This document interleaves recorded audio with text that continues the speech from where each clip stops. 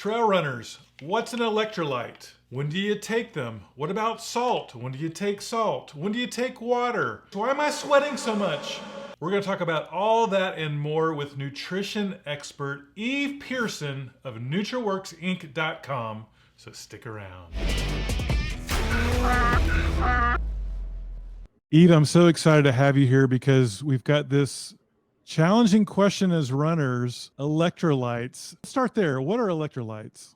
So, for an endurance athlete or a runner, I would say that the two common things that they need to know about electrolytes is that they control fluid balance within our bodies. Our bodies are made up of 60% water. So, something has to come in and help move water, intracellular and extracellular to balance the electrolytes on either side of the cell membrane.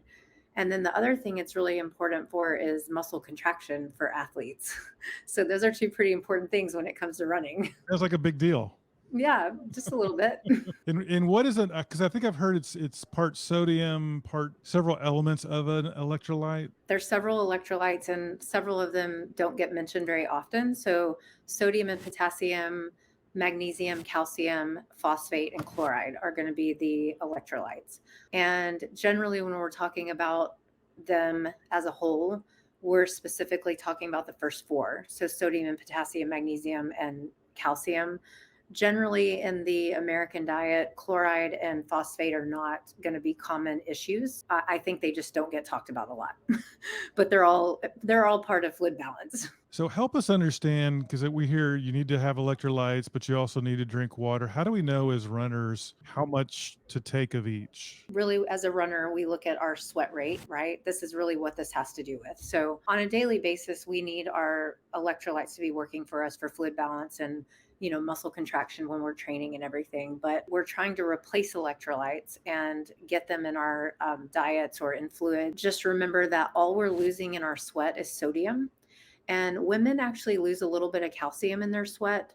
But when we look at drinking an electrolyte drink during exercise, so not in our daily routine, that should contain sodium if we are doing, prolonged hours of training. But when you look at electrolytes as a whole, they actually are in a lot of the foods that we eat. People generally in their daily nutrition, I would say if I had to guess a number just based on my clients, probably 90% of my clients overeat sodium in their daily nutrition. This is another part about electrolytes is that have you ever had your blood work done and had like a normal CBC panel and you see the electrolytes listed there, sodium, calcium, potassium? Have you ever seen that before?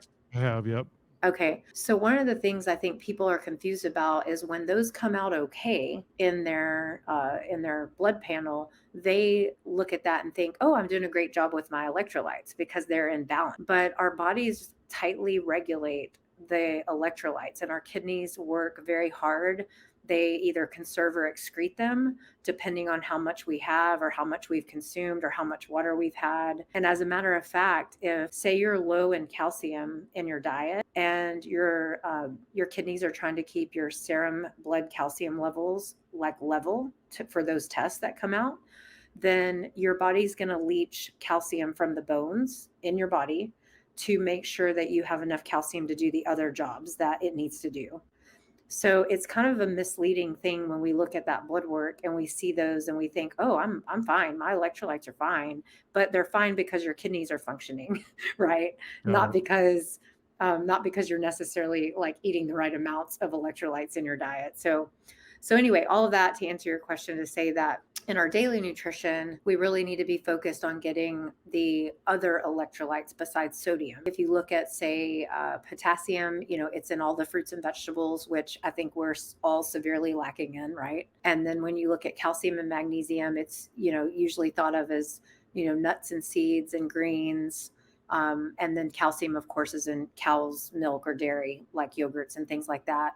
And then some of the other products we're using for like a dairy replacement, like oat milk and almond milk and all that, they're actually fortified with calcium. So it'll be in that a little bit. So that's why it's important to have a variety of nutrition and a variety of options to be eating on a regular basis to get those electrolytes to help with fluid balance and muscle contraction. When we are in our training programs, and let's say we're doing our long runs, and I would say, electrolytes generally start becoming let me be specific. Sodium, that's the problem, right? Is everybody refers to it as electrolytes, and it's really not. It's one electrolyte, and it's One part sodium. of it. Yeah. Yeah.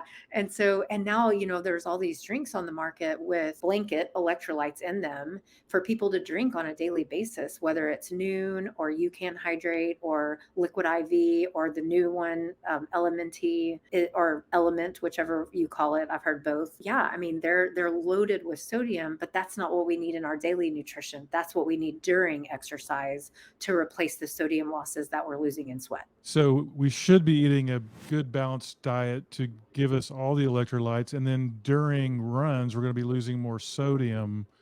So we need to focus more on the sodium. So are you saying those electrolyte companies are actually putting more sodium because they know we're sweating while we're running, and we really should kind of limit our intake of those products during runs? I think it's just marketing, to be honest. Like, I think electrolytes kind of hit the media hard a couple years ago, and then, as you know, the food companies follow suit and they produce products for people to buy. So, on a daily basis, like, I would say, let's kind of go back to that conversation, what you were saying earlier about water intake. So, there is a lot of people are dehydrated, right? That's a common problem as well. First I would say focus on your daily hydration, just overall fluid intake. So a good goal is about 115 ounces for men plus their sweat rate. So you need to know how much you're losing in your sweat every day and replace it on top of the 115. And that's a ballpark, but it's definitely not that recommendation that you hear that's like 1 ounce per pound or whatever floats around, as far as fluids go. And then for women, it's about 85 ounces as a base, and then adding again your sweat rate in. And, everybody's sweat rate is just, it's widely variable. So I've got people that can lose, 8 to 10 pounds in a workout in an hour. And I've got people that like lose no weight, right? They can stay completely the same. So you kind of have to be aware of that and know, like, okay, I am a heavy sweater. So therefore I do need more fluids in my day-to-day nutrition. And then when we're replacing fluids during our training and our racing, those people also need more fluids during, like, on their hourly consumption, right, during their event. Yes, I consider myself a free sweater, so I'm sweating all the time. So it sounds like I need to add quite a bit on top of the 115. So when we're in a race and we've done the Chapas aid station there at Bandera, and we've got people coming in and they can either get tailwind, which has electrolytes in it, they can get water, or they can get salt tablets. Okay. How do you decide? Does it Yeah. depend on how quickly you're sweating, or how do you coach your athletes on that? I would say first things first, don't ever try anything new on race day. Let's go Right? back to that. Yep. So I would tell you that a lot of GI issues, diarrhea, vomiting, and things like that during race stem from this problem right here. It's an electrolyte problem. Balance, it's fluid balance, right? Your body is trying to control all of this, and you've either put in too much water or you've put in too much sodium, and your body's trying to get rid of it. And so there's a good rule of thumb that when you're formulating your race plan, that we start with, and this is kind of a thing you have to memorize and try to figure out in your plan, but it's about 16 ounces of fluid for every 350 milligrams of sodium. So that's what I start with. And you'll notice products like Tailwind, Noon, and Gatorade Endurance formula, they're all formulated that way. You'll see they're around 300-ish, give or take, plus or either 300 or a little bit over for 16 ounces of fluid, because they know that research. And so they followed the research and made the product on the good information, right? To answer your question, as long as the athlete has tried that product before, unless they're really good at knowing how much is in the salt tab they're about to take, that's going to correspond with the amount of water they're going to drink, that may not be the best bet. It might be to take something like Tailwind that's already ready, right? And it's got the correct balance, so to speak, of sodium to fluid, if they're going to be drinking an electrolyte drink. And I guess too, you're dependent on how that aid station is mixing the products. And You so, are absolutely correct. and is Yes. that why maybe is it wise? I see a lot of runners actually have their own and they mix their own. That way you can Right. control it. Maybe not a bad idea. Yeah, so what I usually recommend to my clients is like if they have a vest, I'll have them put water in the bladder and put, like say the electrolyte product in the bottles in the front. And then that way, when they get to their aid stations, they can remake it or pick up new ones or, however they're going to do that.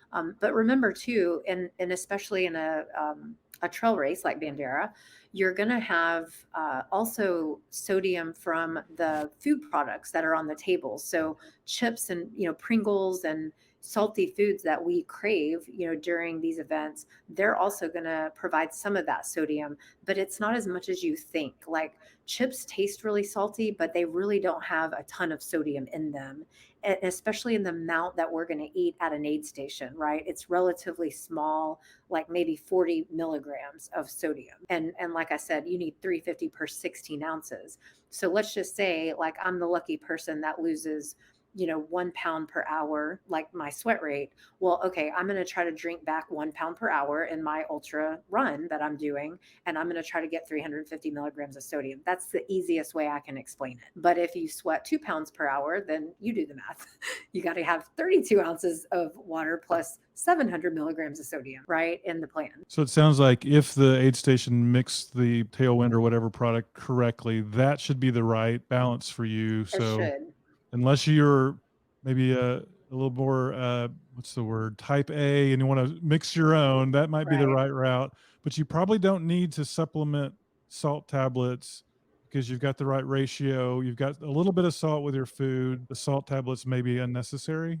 Right. Unless you're the one that just doesn't want to do the sports drink because of the sugar in the product, which a lot of people don't like. And so that's where salt tabs come in handy with water, Got it. right? And you just kind of have to find that balance because, like, a popular brand, I think that's easy to get right now is Salt Stick, and Hmm. they're about 215 milligrams of sodium per tablet. So it's kind of weird because it's like, okay, well, if I sweat, if I'm a sweater of about 20 ounces an hour and that's what I'm going to drink during, that matches 2 salt tabs, right? But when you start getting off of that, it's hard to know like, okay, well, how much do I take? But you can figure it out. I mean, it's not difficult to figure that out. So, and we keep talking about, Tailwind, but that's not always the product on courses, right? Right. And so you can't assume that every single electrolyte drink is formulated that way because they're not. Goo Octane. Roctane is the other one that did it. I'm trying to think of, there's several, but Scratch also does that. So different products obviously are popular within different sports, and so I think Tailwind just kind of got the trail running market pretty hard, and that's pretty popular in that world of athlete. So this has been very helpful, Eve. So it sounds like have a plan, kind of know how much salt you need during your race, find out what they have at the aid station, and maybe if that's not going to work for you, have your own supplementation with you as you navigate the course. Eve, this has been super helpful. Thanks Good. for shedding some light on this subject. And there was a lot of math, but I think we followed along, and this is Okay. super There's helpful. So always math and nutrition. always math, and maybe Yeah. that's why I struggle with it so much. Well, good to see you, and thanks for having me today. Thanks, Eve. Well, if you enjoyed that content, please subscribe. We have more great content headed your way soon.